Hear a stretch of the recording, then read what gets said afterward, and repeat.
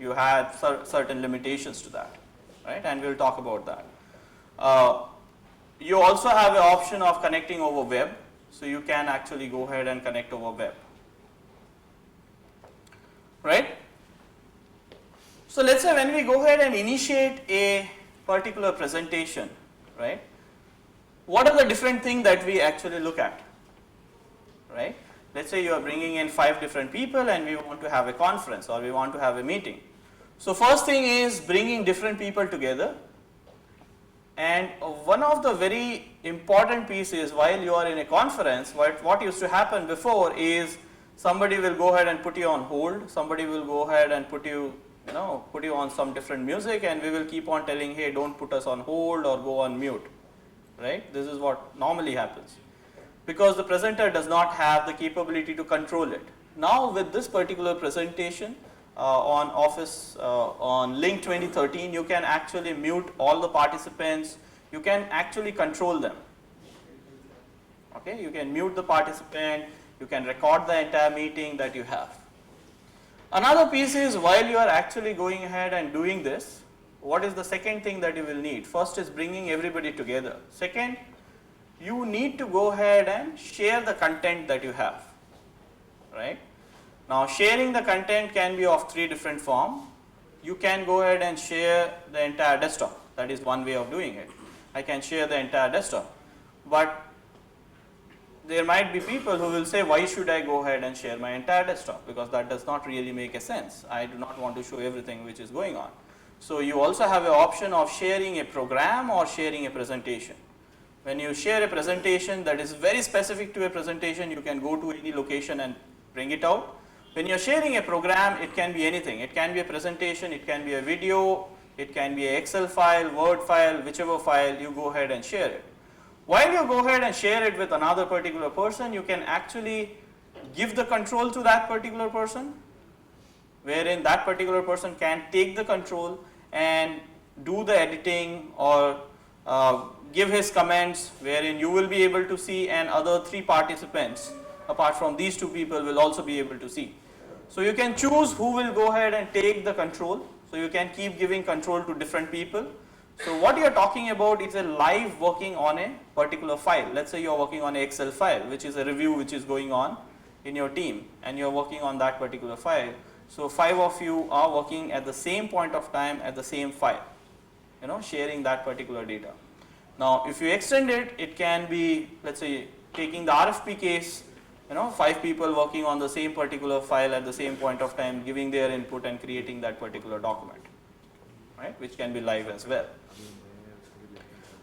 You can also go ahead and do a whiteboard kind of a sharing. So there are many organizations today who go ahead and use this particular solution for training. So the entire training of Microsoft happens over Lync, right? So you can actually go ahead and do whiteboard sharing into this. You can do the whiteboard sharing. So in whiteboard sharing, it's exactly like how your whiteboard is. If you have a touch enabled PC, wherein you can take it as a whiteboard and you can write it, you can draw, you can make everything, right? That's one of the advantage. Secondly, obviously when you are doing a training kind of a session, the second thing that you will need is audio, right? So this completely go ahead and give you the option of audio, wherein you can bring multiple people together for doing a audio. Not even that, you can actually extend it to a video. Now the video that we are talking about, previously we were giving you only one live feed. That is, if there are 5 different people, from my side I will be able to see only one person at a time, right? Which is the active speaker. Whoever is the active speaker, that is whoever is speaking, I will be able to automatically see that particular individual. Now what we provide is, we provide you 5 different live feeds. Okay, so you have 5 live video feed which will keep on going. This is based on the feedback which we have received from the customers, saying that we want to know what my multiple people are doing, so what my different team members are doing. So if there are 5 people at that particular point of time, if I am the manager, I want to know, are the other 4 people when somebody is speaking, are they listening or they are not listening, right? That is the reason that you have this. Even during the town hall, right? When you have a town hall or when you have a conference QBR like that, wherein somebody higher up, some CXO is addressing the entire crowd, right? What you can do is you can actually block or you can actually pin one of the user. So your CEO will always be constant and remaining 4 people can be rotating, right? Whoever is speaking. You can go up to that particular level. Now the video that we are talking about now in 2013 is a full HD, that is 1080p, depending on if you have that much of bandwidth, and the endpoint device that you have supports high definition. Okay? So if you have the capability, that is the infrastructure with respect to high definition, and your endpoint device have that capability of high definition, you will get the high definition clarity. Now what that means for my organization is, as we have seen in the first slide, probably all the organizations today have video conferencing solution. Now when we are talking about video conferencing solution, why we have it is because we want to get that particular experience and we want to get the very good clarity. It should have the HD clarity and all of that. But a question to all of you is that when you go ahead and do a video conferencing solution, right? Let's say video conferencing solution, what are the investment that goes for that particular solution? A question. Whoever gives me a right answer, I will go ahead and give some gifts. Depends on what you are implementing. So let's say you do not have a video conferencing solution today. Okay. No, that's what And- I'm trying to tell you, that it depends on, varies from say 1,50,000 rupees till $1,50,000. It depends on Okay. what solution you are implementing. Okay, let's not go into commercial. I did not want to get into that. What I am trying to say is, or want to hear from you is, what are the various investment factors, not the amount.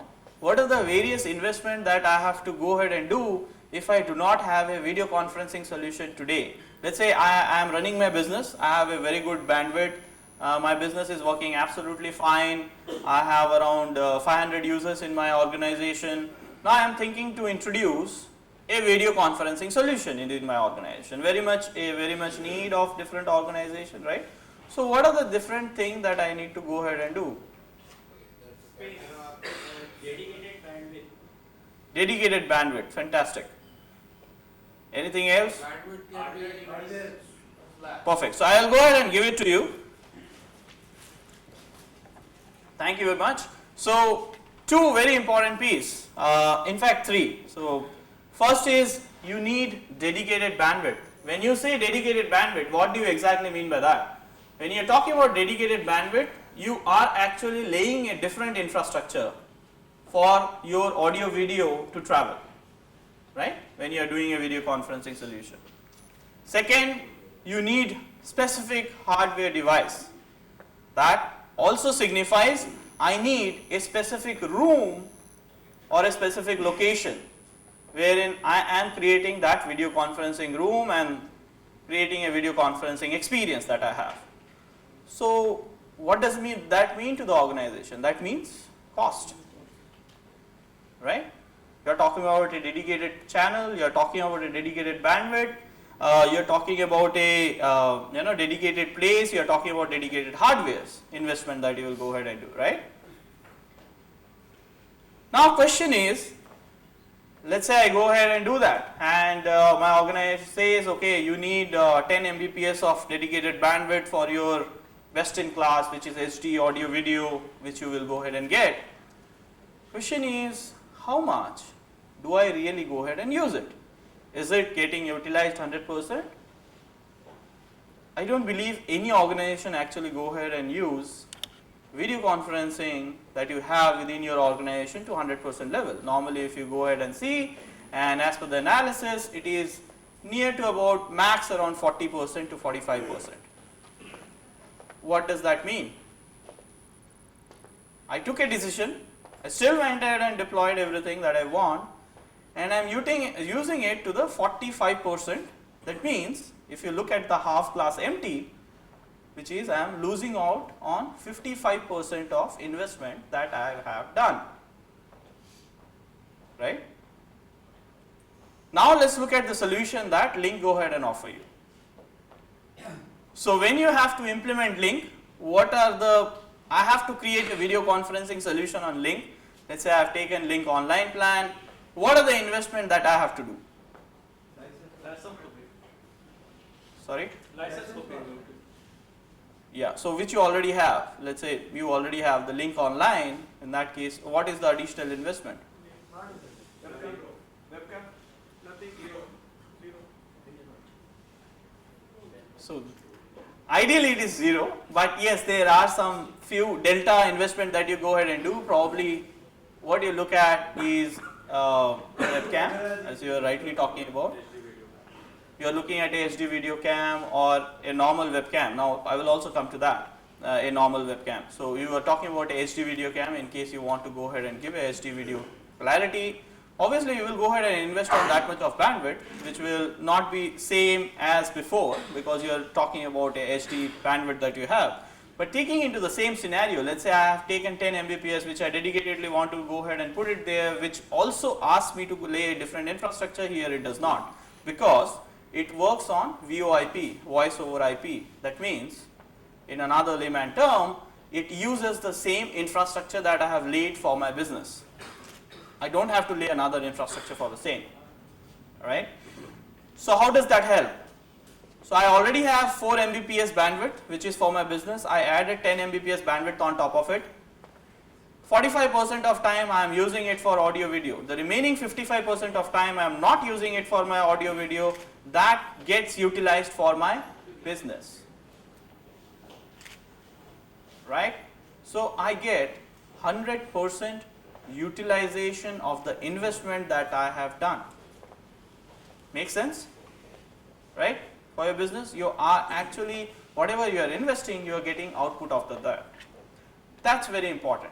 Now second, let's say in another scenario where you have a video conferencing solution, I do not have that much of bandwidth which is required so as to complete the call, which is the HD video clarity. Let's say it takes 2 Mbps or 1 Mbps and I merely have 350 kbps. Can I go ahead and complete the call? Yeah. You can. Okay. So that is one of the piece which Lync also go ahead and offer you. Second is, can I go ahead and do a conference, a video conference from my home, from any other place which is outside that particular room? Can I go ahead and do a video conference from my place, from my seat? You will not be in the normal scenario if you do not have a software client of that Polycom or any solution that you have, normally which costs you additional dollars. Okay. The solution that you are talking here is you are actually carrying your video conferencing solution along with you wherever you are. You are in your corporate network, you are in your conference room, you are in your seat, or you are traveling, you are in US, you are at your home, anywhere you are, you can get connected to your corporate network just like that over audio and video, right? That's the ease that you're talking about. So the major thing everybody today is talking about is anywhere access and from any device. Sorry.